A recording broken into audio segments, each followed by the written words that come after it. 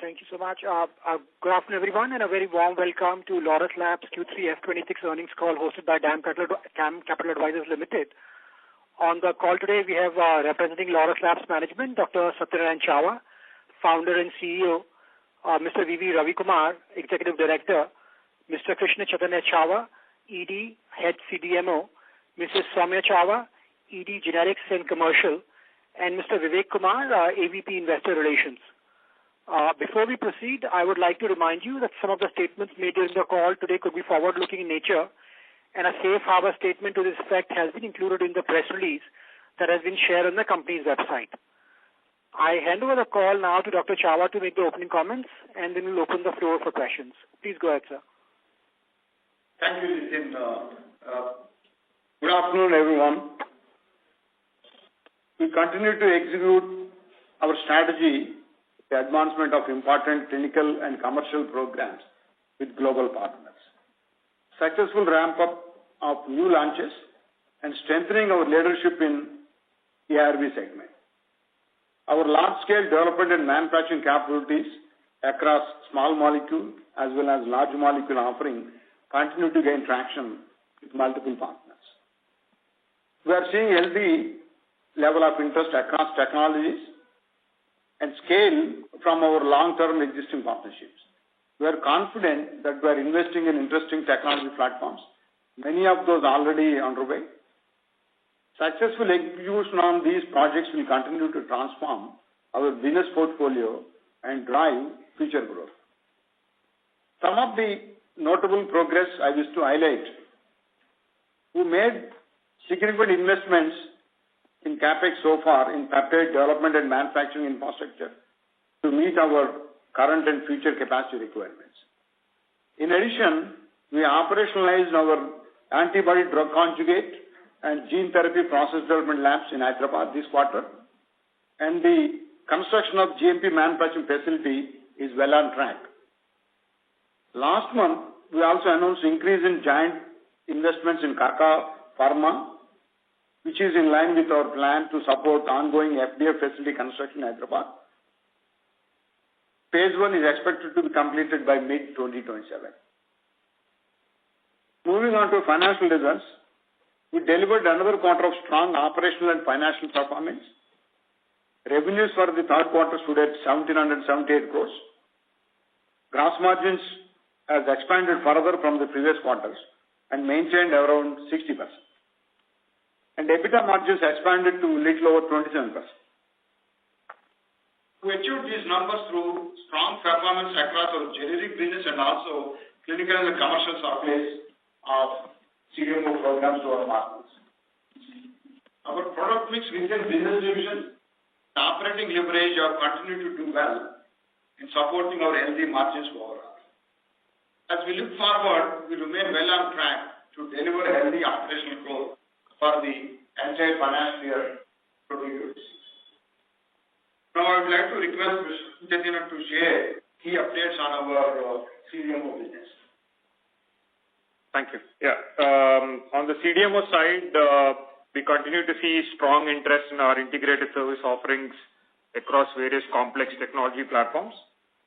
Our cumulative 9-month performance has been very healthy, clocking more than 50% growth. This has been supported by strong recurring business from our existing long-term customer relationships across various different scales. Now, in the small molecule space, our Q3 sales have been at 408 crores. I would say this performance is in line with our expectation due to phasing of deliveries in the coming quarters involving very long and complex synthetic processes. Pipeline momentum has remained very healthy with well-balanced mix of big pharma clientele and also mid and small-sized biotechs. Majority of the pipeline programs under execution utilize several advanced technology platforms. And in line with that, we continue investment for large-scale capacity expansion in our Vizag sites and expanding our capabilities, including peptides, flow, high-energy chemistries, purifications, etc. Now, on the bio division side of things, Q3 sales have been reported at 43 crores. The performance has been a bit muted, but we are seeing better and longer visibility on demand projections and executing longer campaigns on the CDMO side. Additionally, our AO business is clocking healthy operational progress with continuing customer interest for dedicated lines. Construction work for the commercial scale fermentation facility at Vizag is progressing in line with the plan, and we expect a phase 1 capacity of a little over 400 kiloliters to be operational towards the end of 2026. Thank you, Krishna. I would request Shravya to share key updates on our generic business. Thank you. The revenues from the generic division have continued to perform well, reporting growth of 37% to 1,327 crores for quarter 3, and for the 9-month period, we achieved sales of 3,510 crores, reflecting growth of 26%. The growth has been supported by higher ARV volumes and more specifically by strong offtake in recently launched products in the developed markets. We continue to see stability from the established product portfolio and expect the benefits to continue at least in the near term. The broad API market portfolio and production capacity in the ARV business continue to be fully optimized, ensuring that we are well positioned to support additional orders as and when they arise. This positions us well to meet customer requirements. The oral solid facility expansion is progressing well. A significant part of the plant capacity became operational during the quarter and is currently undergoing ramp-up activities in line with the plan. Cumulatively, 92 DMFs have been filed to date. In developed markets, 4 formulation dossiers have been filed and 5 approvals received during the 9-month period. Overall, 91 products have been filed cumulatively to date. Thank you. Thanks, Krishna and Shravya, for the overview of generics and CDMO. On the R&D front, overall R&D spending was at 4.1% of our sales for the 9 months FY26, increased by 8% year-on-year, including our spend on the cell and gene therapy space. This R&D spend is in line with our full-year target, and we continue to invest in portfolio focusing on product complexity, scale, and sustainable and new technology platforms. Let me share a brief on the quality side. The 9 months, the company underwent close to 110 quality audits by multiple regulatory agencies and several customers. Company has successfully passed audit inspections without any critical findings. On the ESG front, one of the leading agencies, S&P Global, has published its 2025 ESG score, in which Laurus reported an impressive 10 percentage points increase, the score achieving 81 out of 100 points. This reflects our continued commitment to sustainable development and exceptional performance in ESG practices as we move along. Now, we request Mr. Ravi Kumar to share overall financial highlights. Yeah, thank you, Dr. Satya, and very warm welcome to everyone for this quarter 3 and 9 months FY26 earnings call. Total income from operations for the 9 months came at around 5,001 crore. We just crossed 5,000 in 9 months' time, registered a growth of 30%. We have continued to deliver strong growth mainly due to sustained ARV business momentum, strong CDMO, and growth in other generic business. For the quarter 3, total income from operations was at 1,778 crore with a 26% growth. Gross margin maintained healthy way for 9 months at 60.1%, and for quarter 3 it is at 60.9%, mainly due to better product and division mix and continued process improvement efforts. EBITDA for 9 months stand at 1,303 crore with a margin of 26.1%. It is well within our earlier guided range. For quarter 3, EBITDA reported at 485 crore with a margin of 27% due to strong operational leverage. Profit after tax at 9 months, 610 crores. It's a growth of 388%, and for quarter 3, 252 crores. ROCE has improved to 18.5%. If you look at last 3 quarters, it is progressively improving. On the capex front, we invested about 246 crores for the quarter, and cumulatively for 9 months it is 735 crores. Our net debt stood at 2,092 crore, which is similar range of quarter ended September, and debt to EBITDA has further decreased to around 1.2. On the capital allocation front, our strategy remains unchanged, and we will continue to prioritize investments into high-value business segments to drive near and long-term growth and return for our shareholder over a period of time. To conclude, as we will finish the year, we are confident in delivering growth and ongoing focus on execution. We remain well positioned to drive long-term growth. You can refer our IR presentation for more details. With this, I would request the moderator to open the lines for Q&A. Thank you. Thank you very much. We will now begin the question and answer session. Anyone who wishes to ask a question may press star and 1 on the touchtone telephone. If you wish to remove yourself from the question queue, you may press star and 2. Participants are requested to use handsets while asking a question.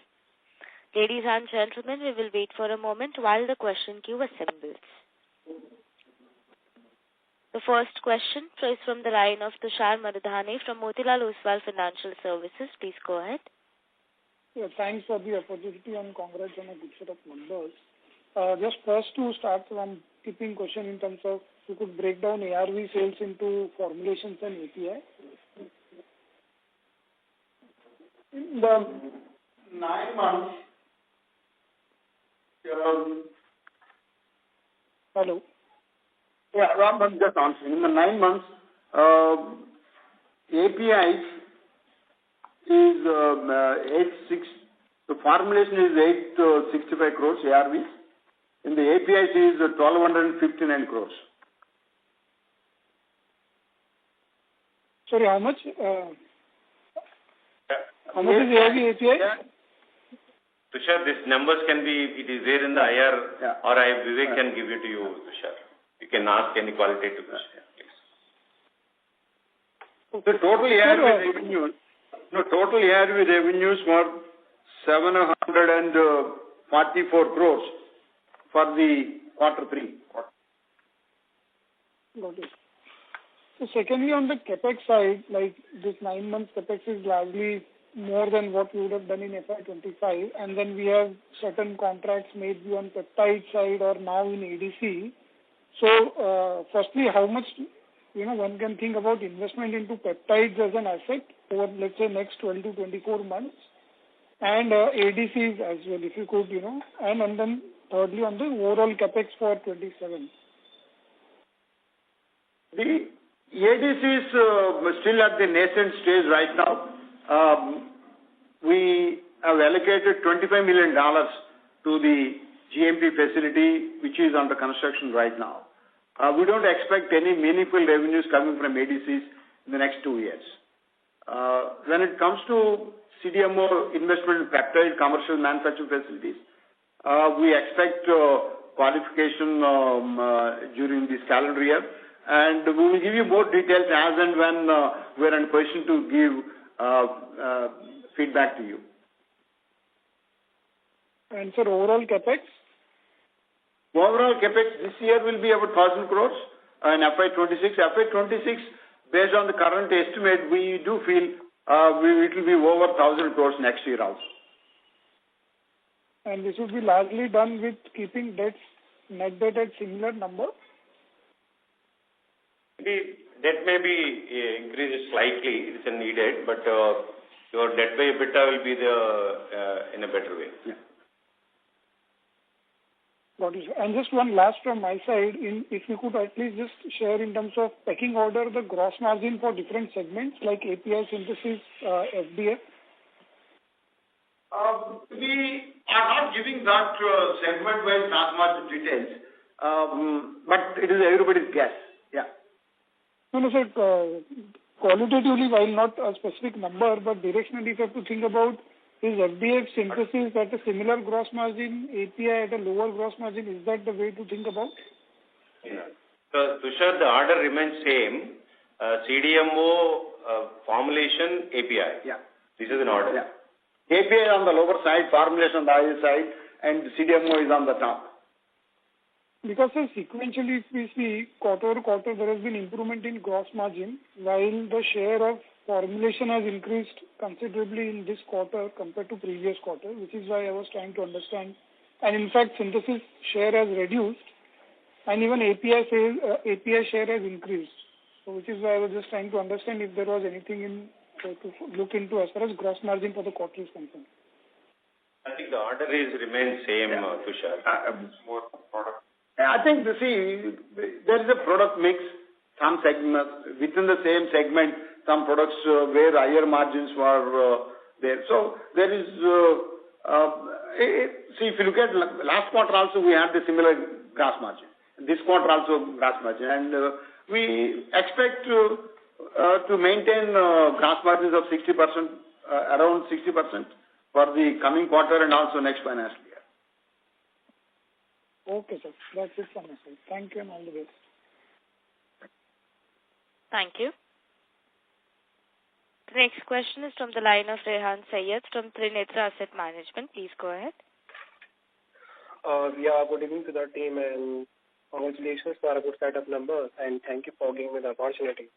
So, sir, I have a couple of questions. First, on the CDMO side, like CDMO grew 88% in H1 FY26, but management has repeatedly warned that this business is lumpy. So your consolidated quarter 3 revenue grew only 7.5% sequentially over quarter 2. So my question here is, your CDMO growth is H1 was phenomenal due to late phase NC deliveries. However, looking at the sequential revenue growth in quarter 3, so it seems the lumpiness might be entering at a plateau. It's the revenue we see in quarter 3 the new sustainable quarterly base for CDMO, or did this quarter include a significant portion of registration batches and or launch quantities that might not repeat in quarter 4 or quarter 1 of FY27? This is my first question. CDMO revenues, if you look at the overall year, 9 months, we have grown significantly. Yeah. And we're also confident that the growth will continue like this. Although the Q3 was a little softer because of timing of deliveries to our partners. But we expect if you look at Q4 FY25 versus Q4 FY26, we expect to grow. Okay. Request you to take annual revenue then a quarter on quarter for the CDMO. Okay, fair enough. And so my second question is around the OPEX one on specialized modalities. So with the impressive PAT growth this quarter, the one from specialized modalities like CGT and ADC is less visible.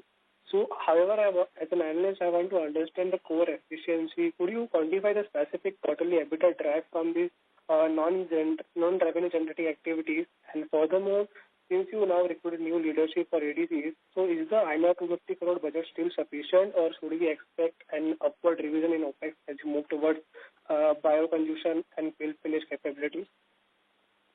So, as a general philosophy, we were informing all our investors. They are not clearly audible. None of the pre-operative expenditure or any of our new initiatives is capitalized. So every new modality expenditure is expensed. So in the ADC space, we are investing significantly both in OPEX and CAPEX, but that is going through the balance sheet. We are not capitalizing it. Okay. And coming to your question of the team, actually we have a separate team identified guy who is relocated from US to India to take care of the ADC and then no gene therapy. Okay. And my last question is on the ROC and ROE guidance that you have given in the last quarter. That management has highlighted that the company's current size can absorb the 1,000 crore annual capex better than in the past. So, however, with the groundbreaking of $600 million of Vizag complex and the current turnover of 0.9, so aren't we risking another multi-year period of operating deleverage, specifically if your Bangalore bio capacity is sold out until end 2026 and new Vizag capacities are also a year away? So from this specific division, will it be incremental turnover came to bridge the gap to your 1.1 asset turn and 25% ROC target in next 12 months? I think in case of bio, our revenues will stagnate until we operationalize our new capacity, which will be by end of this calendar year. And we are not committing that we'll achieve a ROCE of 25% in the next 12 months, but we are confident that the ROCE percentage will go up from the current 18%. Sir, you have said 18%, right? Right now it's 18%. Right now it is 18.5% ROCE. We expect to go up, but we are not committing it will go to 25 with a time-bound program. Yeah. Okay, so I'm not putting any number here. Yes. Oh, okay. Okay, fair enough. Thank you. That's it from my side. Thank you. The next question is from the line of Sajal Kapoor from Anti-Fragile Thinking. Please go ahead. Yeah, hi. Thank you for taking my question and good afternoon, team. It's heartening to see a very strong jump in the operating cash flow. I'm looking at the 9-month number. It's about 600% increase. But there is an interesting trend here, Raviji. If you can elaborate and help us better understand this wider picture. So if I look at the 10-year data, so I'm looking at 2016 to 2025 cumulative, we clocked a EBITDA of 8,500 crores, and against that EBITDA of 8,500 crores, we did an operating cash flow of about 5,400 crores, so that's about 63% conversion. Whereas in the 9 months, the conversion is 113%. So 63% going to 70, 75, even 80% is understandable. There is a definite change in the net working capital strategy. As far as I can understand, if you could just help us double-click and understand a more longer-term and more sustainable conversion of EBITDA into operating cash flow. Thank you. Sajal, thanks for your very interesting question. So this kind of a help happened because of the some of the customer advances which helped this year, number one. But of course, if you look at the absolute number of the NWC is close to the similar number for the March and December, but the revenue has increased. That's really helped. But you are right, from 63 to 80-90%, but beyond that, actually, some part is helped through customer advances. Thank you for your in detail understanding. Sure, Raviji. Just to harp on that one. So, given that the business characteristic is definitely changing in the favor of CDMO, and this customer advances will be an ongoing thing. We cannot compare quarter over quarter for advances because in 1 year the advance may be higher than the other year. But on a broader 5-year basis for the going forward 5 years, I think the conversion should be a lot better than what we have delivered in the last 10 years. Is that a fair assumption? Yeah, that's a fair assumption. Okay, thank you. And my second question is for you, Dr. Satya. Where not to go or what not to do is also equally important because business have got finite cash flows and capabilities. In that context, what is that one area where Laurus has chosen not to grow despite opportunity looking very interesting in the near term? Very thought-provoking question you asked, Sajal. See, right now we decide not to enter into large-scale MAB manufacturing. We don't want to do that. That's the area we decided not to get in. And the other area we decided not to enter right now is also sterile manufacturing. These two areas we decided not to enter. Although opportunities looks good, but we also need to understand our management bandwidth to handle many things. So we know right now we are busy with what we are handling. We have visibility about our growth plans in the next 2, 3, 4, 5 years. So we are cautious in the areas where we wanted to enter and deploy our resources, both man, material and money. And that's understandable, Dr. Satya, because if you look at India, I've seen many large sterile and MAB monoclonal antibody players. One of the leaders in that space are struggling when it comes to their balance sheet and the ROCE profile. So completely understand that strategy and thank you for clarifying. Thank you. That's all from my side. Thank you. Thank you. The next question is from the line of Mehul Panjwani from 40 Cents. Please go ahead. Hello, sir. Thank you so much for the opportunity and congratulations on a great set of numbers. Sir, if you can elaborate a little bit on, that is my first question, on the joint venture with Arca Pharma. Can you please elaborate what are we doing? Because I'm recently tracking this company. The joint venture with Arca Pharma is to manufacture formulations for European market,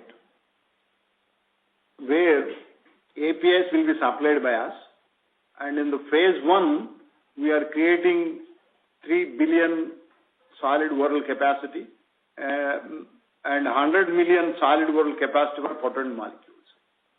In the phase 2, we will create another 5 billion tablet capacity in the solid oral space. Phase 1 we expect to complete by mid of 2027. This unit will primarily do formulations, packaging for various European markets and also some markets in Asia Pacific as well. Right, sir. Thank you, sir. And the second question is on cell and gene update, gene therapy. If you can highlight or elaborate what kind of revenues will kick in and what are we trying to achieve for a layman who understands a little bit about pharma, it will be helpful. Thank you. In the cell therapy, our associate company, ImmunoAct, is already having commercial revenues. And when it comes to gene therapy, we are at very initial stage of investments in antibody drug conjugates and gene therapy. Our process development labs were operationalized, and the GMP facilities will come in the next 12 months. And we don't expect any revenues from ADCs and gene therapy, at least in the next 24 months. Right, sir. And what about the joint venture with Arca Pharma? We will have revenues in the next financial, not in this financial year. Yeah. Okay. Thank you so much, sir. Thank you. All the best. Thank you. Ladies and gentlemen, we request you to please use handsets while asking a question. The next question is from the line of Chirag Shah from White Pine Investment Management. Please go ahead.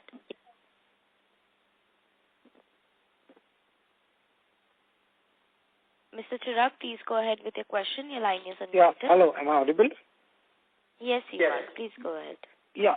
So first question is both for CDMO as well as for API and FDF business. Q1Q and YOY, if you can just highlight, is there anything with respect to volume and pricing, especially in API and FDF? Have we benefited on pricing in API and FDF? The API, FDF, we predominantly benefited from the volume gain. Okay. Okay. So pricing has not really changed much, correct? Pricing hasn't played a significant role in this. The volume gain was significant. Was the main reason. Okay. And so second follow-up, just a clarification also on the CDMO side. If you look at sequentially, CDMO revenue would be up, is down by 13%, YY up by 1%. Now, in the last two calls, we have been indicating supplies to late-stage development as well as commercials. So, despite that, we are seeing a flattening out of revenue. So, is there any call-out you would like to make on that side? So, ideally, if commercials are playing out, then the ramp-up should be slightly higher before we start flattening out and the new molecule pipeline starts replacing or compensating for that.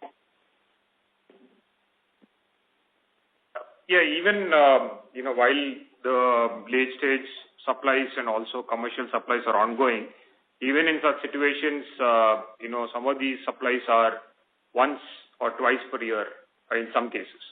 So there's not necessarily a supply going out every month. It comes down to their internal manufacturing capacity and demand requirements. So even in the case of it going commercial, we'll continue to expect lumpiness in some of the programs. I won't say that's the case for all, but some of the programs you will continue to see that lumpiness on a quarter-to-quarter basis. But on the annual basis, you have to look at on an annual basis, number one. And number two, on an annual basis, we are still committing to our earlier projection for the CDMO for the full year. Yeah, and so I was more keen on 27 because some new molecule supply has to start for us to compensate for this lumpiness, correct? Else we will see a kind of a flattening out or maybe 5 to 10% kind of a growth in CDMO business. So if you can just talk a bit about that, how to look at 27 in CDMO revenue growth?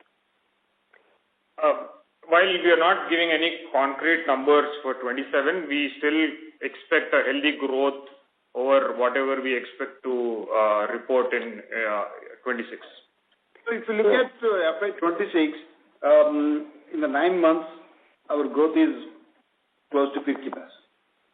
Yeah. And we expect Q4, as I mentioned in just now with another question, about Q4 FY20 was 461. We indicated that Q4 FY26 will be better than Q4 FY20. So we have visibility now how FY27 look like, but we are not giving any quantitative guidance. Qualitative. It's more about qualitative. It's more about, so are there any large molecules coming up for supplies for you in 27 based on the pipeline that we have created over the last 2-3 years? Is that the way to think that will drive the growth? The majority of FY27 revenues in our CDMO division will be commercial supplies. I think that much I can make a statement. Yeah. Majority commercial supplies. Okay. And sir, one last because this is more with to gross margin improvement that we are seeing. Has currency played any role in your gross margin improvement? Because sequentially we would have benefited reasonably on the USD INR movement and USD euro movement also for that matter. Significant. Answer is yes, but not very significant. Could it contribute 20-30 bits or even 40-50 bits of gross margin improvement sequentially, given the adverse? So this is in context of adverse mix in the broader segment, like CDMO share is down, API share is significantly up. That's why I was asking.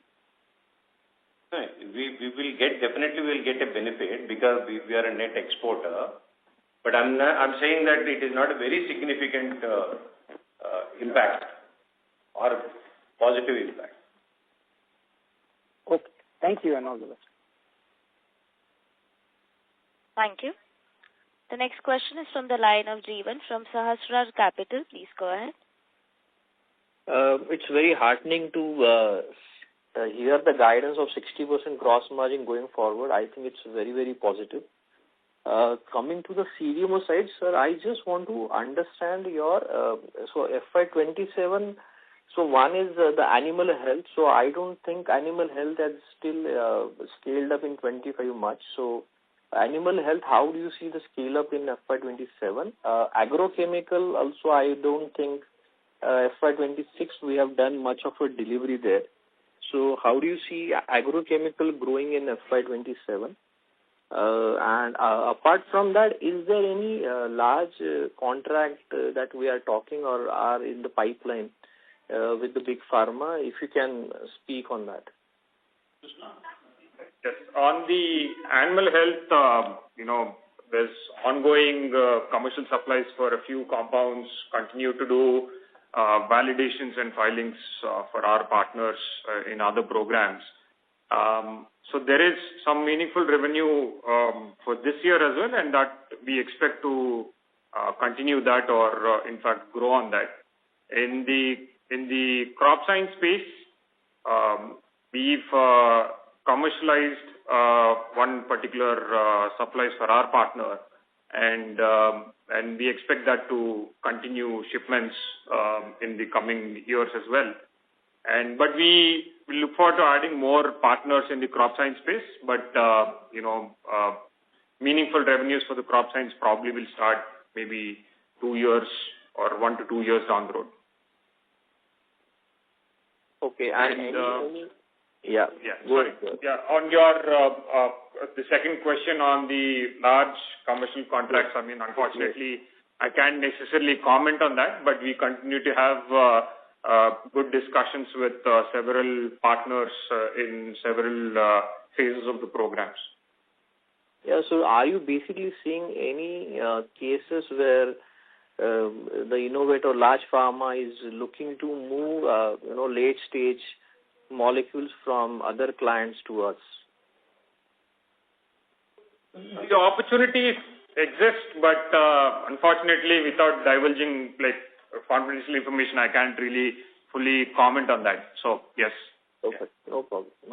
Thanks a lot. And next question is about ImmunoAct. So, I think we have done recently tie-up with Cipla for South Africa region. So, any comment on that? How do you see that market, or how do you see that opportunity? That opportunity will be meaningful only a year from now because of the regulatory approval needed in South Africa. So clinical trials will start soon in South Africa for ImmunoAct product.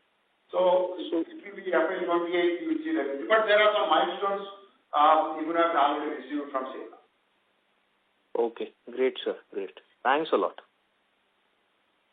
Thank you. Thank you. The next question is from the line of Bharat Siriparupu from Quest for Value Capital. Please go ahead. Yeah, congrats for good set of numbers. Dr. Shravya, regarding this new greenfield capex of 500 acres in Ashtapuram, may I know when can we expect this new greenfield capex start coming online? Can we expect first phase of it to come somewhere in FY2028? We are expecting land allotment and handover will happen in the Q4 this year, financial year. And capex will start from maybe second quarter of FY27. And we expect qualification and validations only 2 years from now, not before. Okay, good. And my second question is to Krishna Chaitanya Garu. So currently, if you see, there is a significant wave of demand coming to India on small molecule side from innovators. So basically, what I understand is that the innovators are chasing for capacity. Yeah.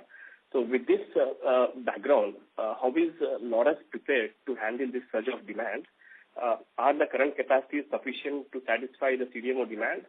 And are we considering scenarios like freeing up generic capacities and allocating them to CDMO? I think one of the strategies that we've adopted is investing ahead of time, and that was the case over the last couple of years where we continue to do significant amount of capex. That was in line with what we were expecting from capacity requirements and customer additions, and therefore that has positioned us strongly to meet some of these new opportunities that are coming about. And that's also in line with our current guidance on capex for this year and the next year. This is to create capacities for our partners and opportunities that we are seeing. So basically, we didn't lose any business because of not having capacity, basically, till now. That's a fair statement to make, yes. Okay, yeah, thank you. Thank you very much. And my last question is to Soumya Garu. So it's on generics. So recently, 3 billion tablet capacity has come online in Unit 2 for Karka. So may I know from when do we expect to generate revenue from this new capacity? We've already started using the additional capacity, and we will see a little bit of increase or jump from next calendar year, from next financial year, next quarter Q1. Okay. Yeah. Thank you. Thank you very much. Yeah, that's it from my side. Yeah. Thank you, brother. Thank you. The next question is from the line of Vivek Agrawal from Citigroup. Please go ahead. Yeah, thanks for the opportunity. So first question is related to peptides. So you are making ongoing investments. So just want to understand how much or what kind of the investments you are making here, let's say over the next couple of years, and when you see the revenues are starting from this particular segment. Thank you. I think we'll give more details at the appropriate time, Vivek, on this. But what I can give you a glimpse. We are creating capacity for a fully integrated programs. Backward protected amino acids, unnatural amino acids, fragments, final peptide, and purification and isolation. So the capacity being created is fully integrated. Yeah, and we'll give you more details at an appropriate time. Yeah, so just try to understand more. So is it like that you already have some contracts or talks with some of the big pharma, or is it like you are creating the capacity first and then, for example, you are expecting some kind of business from this facility? I think I can't give you more details on this. And no problem at all. And in CDMO, actually, just harping on the comments that you have made during the call. So in 4Q, you are expecting growth YOY. So just want to understand, is the growth is expected to come from a supply of a new commercial molecule, or is it kind of a late-stage molecule? If you can provide some more color. Most of the revenue in Q4 is going to come from commercial supplies of molecules what we supplied earlier. Okay, understood. And just last question on CDMO. So in calendar year 2026, right? So how many commercial molecules, the new commercial molecules you are going to supply? In the last 18 months, I can give you because we did add a review internally. So we supplied 3 commercial NCEs in the last 18 months. Okay, and just lastly on the generics, right? So in CDMO, you commented about that QOQ growth or YOY growth in the fourth quarter, but how to think the performance of generic business in 4Q? So in this quarter, actually, that there is a significant step up. So I just want to understand what is the sustainability of the step up in 3Q and how to look this particular segment in FY27. Thank you. In the generic space, lion's share of revenues are coming from ARVs, both APS and formulations. And that business is pretty stable. Actually, we were able to increase our market share in both API and formulations in that. And our North American formulation and European CMO sales also going up. I think we believe those numbers, what we did in Q3, are sustainable. Yeah. Understood, sir. Thank you. That's from my side. Thank you. The next question is from the line of Ramesh Jain and CA. Please go ahead. This is to Mr. Ravi Kumar. Just I want to understand why there was marginal growth in CDMO business quarter on quarter as compared to our generic business. You are telling for 9 months, of course I understand, but for this particular quarter, why growth was not visible? Can you just repeat your question? Why CDMO revenues are not growing? If your question is why CDMO revenues are not growing, it is as we indicated, you can't compare on a quarter on quarter for a CDMO revenue. You have to see on a year basis. So the year for 9 months, as Dr. Satya said, we already achieved a 50% growth. For a year also, we are expecting to have a higher growth, and then you don't compare on quarter. I hope that your question is that. And the margins are sustainable, sir, even for the next quarter? Yes. Thank you. This is so much. Thank you. The next question is from the line of Manavu Mehta from Vedant. Please go ahead. Hi, sir. Good evening. So my question is on the MOU where we are signed with Laurus South Korea, where we've announced entry into OLED materials. So my question is, how does Laurus enter into this structure apart from pharmaceuticals? So similar to our strategy across different areas, right? Like, for example, human health, animal health, and crop science. OLED represents another potential opportunity where we could be a potential player in the OLED materials, which are, again, small molecules or chemically synthesized compounds, right? For that, that's an MOU that we had agreed upon with Laurus. And, we don't necessarily expect to see any meaningful revenues this year or the next, but that gives us an opportunity to potentially play in this very lucrative market. Understood, sir. Thank you. Thank you. The next question is from the line of Vishal Daga, an individual investor. Please go ahead. Hi. My question was similar to what was the previous person asked. Just to add on to the question, what will be the total TAM of the market in the OLED segment, maybe 27-28? It's still an emerging development. Given that the partner program that we're working on is also a developmental program, I can't necessarily comment on the market size itself because that's an emerging space that's currently under development. Understood. Okay. Thank you. Thank you. The next question is from the line of Asim, an individual investor. Please go ahead. Yeah, hi. Thanks for the opportunity. Many congratulations for the fabulous results for Q3. So one of my questions on the business is already answered. Thank you for that. I have one question on the financials for Q4. If you look at the last year Q4, we have other income of around 40 to 50 crores, which has led to a higher profitability. So my question is, what is a one-off, or we can expect a similar level of other income in this quarter as well?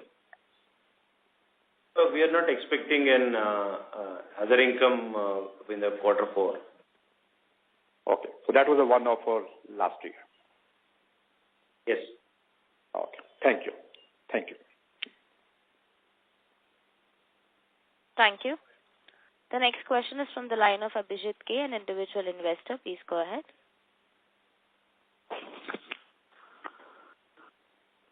Hello. Can you hear me? Yes. Yeah. I'd like to understand. I have two questions with regards to one question is regards to the asset turnover. May I know what is the asset turnover currently? 0.91 actually. Okay, 0.91. And I understand. I'm look at the generic business and the FDF. Mr. Chava had mentioned that you have entered into some new products and the volume growth was there significantly, right? How sustainable is this? Because we've seen that the API and the FDF sector has been fluctuating over the last 24 months, actually 24 to 36 months if you see. But now this has been a significant ramp up in the FDF and API, both sectors. Is this like something that we can expect the company to continue to grow on? Because you also have new capacity that has come online, as was mentioned on the call also. The growth in generic API business, we believe, is very sustainable. And when it comes to growth in our other FDF business, it is also eventually sustainable despite up and down in 3 quarters, because our increased capacity for our CMO business in Europe with the European customer will yield revenues starting from this quarter and fully operational by next quarter. So we expect those numbers are also sustainable in the long run. May not be in Q4 this year and Q1 next year, but eventually we expect to do well there as well. Okay. And one last question with regards to the peptides sector that is happening. We understand that you are working with an American biotech company, and we want to understand the timelines of these projects. Is it 24 months, 36 months, or 48 months? Or is it really, really unpredictable? We have seen some data that there are some trials going on in the US without disclosing the company, of course. But if you can understand the timelines, because you've invested billions of dollars in your company, and you are looking at the future of the sector, which is obviously it is ADC and peptides, which is like a revolutionary thing in pharma. So we wanted to understand what is the timeline, if you have any visibility or anything like that. I think you have to have bear with us for some more time. We will give you the details appropriate time. Yeah, but as you mentioned, we are investing significant amount in peptides as well as also significant amount in ADCs. Yeah. So in that part, can we conclude that you are trying to move from being an API or CDMO sector to a biotech company, a company that is like the longer term vision for the organization? No. See, our investments in biotech, for example, cell therapy, gene therapy, ADCs, are most emerging fields globally. And we wanted to invest ahead of the curve and wet our hands to capture opportunities. In the case of peptides and all, we are well established. We have investment, we have programs running right now. So, answer to your question is, we are more focused on small volume CDMO than large volume CDMO right now. Large molecule CDMO. Yes. Okay. All right. Thank you. Thank you. Thank you. The next question is from the line of Anjan Banerjee, an individual investor. Please go ahead.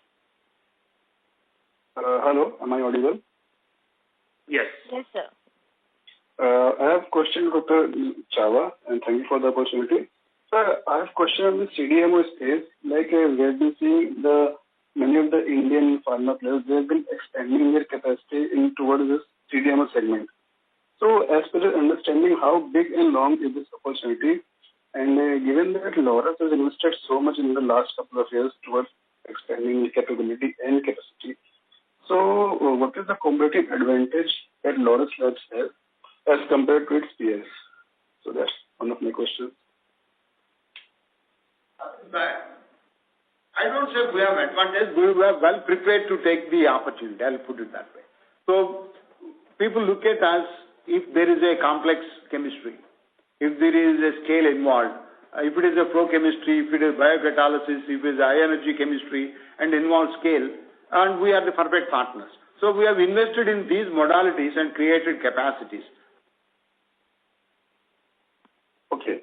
So, sir, as per you, whatever these capabilities that you talked about, so is it a fair assumption that developing these capabilities is a very long-term process, and any pharma company just cannot hire scientists and just foray into these fields because they are very skillful operations? So, is it fair that developing these and getting the customer approval is a very big thing, because the capability matters a lot as compared to the capacity? So, is it a fair assumption? I think initially we are creating capabilities and then investing in capacities. So what I mentioned, Laurus currently uses enzymes at the commercial scale. Laurus uses flow chemistry at commercial scale. So we are going in phase manner. First we create capabilities and then create capacities. And we believe projects will come. And so my second question is for the CDMO space only, that you have constantly guided that we intend to reach that 50% of our share, which will be driven from the CDMO segment overall. So is it the ceiling, or once we reach this 50%, we will look beyond reaching that 50% ceiling also? That's the second question. I think our first goal is to reach 50%. Yeah. Long term. We have given it's not going to be there in the medium term. It is a long-term goal for us to get there. Okay. Thank you very much, and all the best. Thank you. Thank you. The next question is from the line of Kodanda Pani, an individual investor. Please go ahead. Good evening. Very thanks for giving a good result for this quarter. So I want to ask what is the exchange benefit for this quarter because of the huge in the dollar? Yes, but not very significant. Okay, sir. Thank you. Most of the things already clarified. Very thanks. Yeah, okay. Thank you. Thank you. Thank you. The next question is from the line of Nitin Agarwal from DAM Capital. Please go ahead. Hi, sir. Thanks for taking my question. Sir, on the ARVs, you've been earlier mentioning that the business will sort of stabilize around 2,500 crores. We seem to be running significantly ahead of the run rate in the current year. So is this, has something changed in the ARV space per se, which has enabled us to improve our scale in this business? And is this sustainable? See, earlier we guided 2,500 plus or minus 200 crores. But you're right, current run rate is a little beyond that. The main contributor for that is we have expanded our API capacities to meet our customer demand. That's driving our positive growth there. Now, if I have to restate that, currently we are at 2,600 plus or minus 200. I'll put it that way. But fundamentally hasn't changed much. And sir, given there were some changes in the market landscape, has the profitability of the business also improved versus the dip it had a couple of years back? Is it a much better business, profitability-wise than it was maybe a couple of years back? It's profitable if we sweat assets more. That's what we're doing right now. Yeah. But you don't see any major change in the competitive intensity in the business, in that. No, we're not seeing any. But Nitin, actually what happened, we suffered for a few quarters because of the steep price reduction, but that we could able to recover those things like, because of some process improvements, raw material prices and productivity improvements. As we have been indicating for the last 6 quarters that we have been working on ARVs, that is being resulted in this quarter. Yeah. Actually, it's sustainable. Yeah, API sales. So secondly, on the formulation, non-ARV formulation business, what are the growth drivers for this business, when you look at next 12 to 18 months? We expect to sustain those because of additional capacities coming up for our CMO partner in Europe, and also volume gain in US, and also some new launches in North America, both US and Canada. Okay, and this will this is because this quarter was probably the first decent quarter of ramp up which happened. We had a pretty meaningful ramp up actually this quarter. So is this like a run rate from here on, or there will be lumpiness in this business as we go along? I think we expect little lumpiness, but it is not significant. Yeah. And sir, lastly, on the CDMO business, versus the kind of conversations we were having with investors or rather with our partners a couple of years back, to the kind of conversations we're beginning to have now, what has been the change? I mean, if you can qualitatively indicate, the change in the quality of discussions we are having, scale and scope of discussions we are having with various partners on CDMO? Krishna, you want to answer? Any change in... That's, it's a long answer to that, but okay, to just summarize it, I think the tone of the conversations continue to remain the same in terms of what kind of capacities, capabilities and credentials that the company has. I think that's what primarily attracts customers. With that being said, I think the global landscape has been, a tailwind for potential conversations with customers.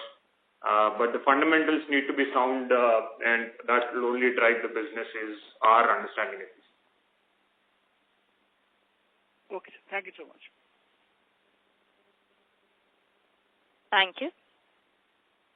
The next question is from the line of Abhijit K, an individual investor. Please go ahead.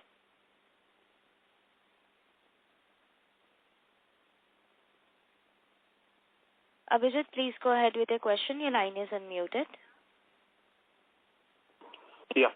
I had a clarification with regards to the CDMO business.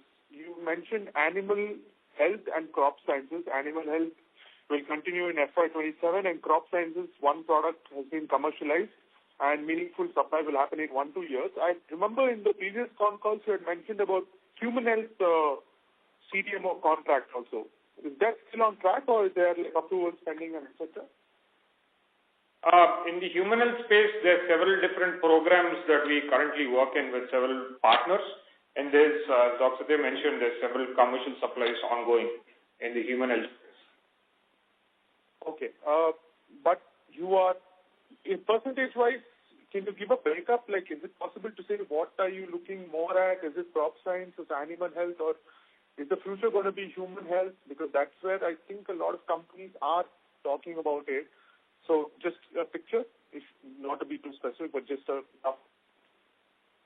Our largest share of CDMO is in the human health space by far, and that will continue to be the case. After that, we have a sizable portion coming in from animal health.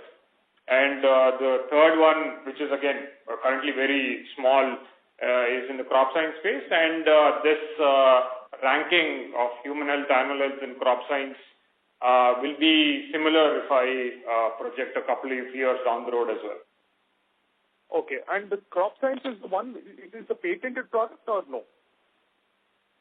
I'm asking this question because next year or in the next 2 years, a lot of products are going off patent. So I just wanted to understand if it will affect you or not. Yeah, the commercial one is technically a patented product, and some of the other opportunities that we're working on are also on the patented ones that we're looking at. So, thank you. Thank you. Thank you. The next question is from the line of Dheeraj Kumar Reddy from Aqua Square. Please go ahead. Thanks for giving me this opportunity. I just have a couple of questions. The first question being, many CDMO players are talking about peptides as an opportunity today. Even Newland or like Piramal, etc. Right? They say that this is a $10 billion opportunity. Dr. Chava, I just wanted to understand what out of this $10 billion opportunity, how much will probably come to India, or is it only Indian opportunity, and relevant players will get like what kind of market share out of this overall?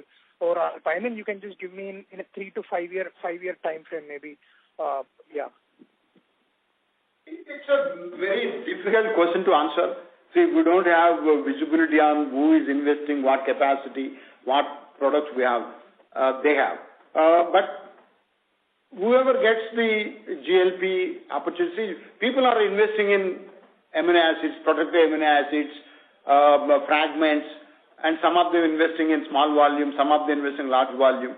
Opportunity is going to be meaningful for a good number of players. And I will not be in a position to comment any further on this. Got it. And my second question, Dr. Chava, is basically, so if you are saying that ARV will be more or less in the range of this 2,500 to 3,000 crores, what is the expected growth in the API segment going forward, API and the formulations? Like how will they grow in the next 2 to 3 years? Will grow in the next year, but significant growth will come in the FY2028 because we're adding capacities, we're validating some generic APIs and formulations. So growth will be significant in FY2028, but there will be some growth in FY2027 as well. The generic API as well as FDS space. Understood. Okay, got it. Thanks, Dr. Chava. I think that's something. Thank you. Ladies and gentlemen, this will be the last question for today, which is from the line of Mr. Bansal from NBG Investments. Please go ahead. Yeah. You said, while answering one of the questions from the participant that your asset turnover is 0.9. So what is the maximum achievable capacity, fixed asset turnover ratio? If you look at our one of our slide in the investor presentation, our 5-year average asset turn was 1.1. Our first target is to reach 1.1. Maybe 0.9 to 1.1 we will reach. But our peak asset turn was 1.4. We are not anticipating 1.4 at this moment, but we are targeting 1.1 over a period of time. Okay.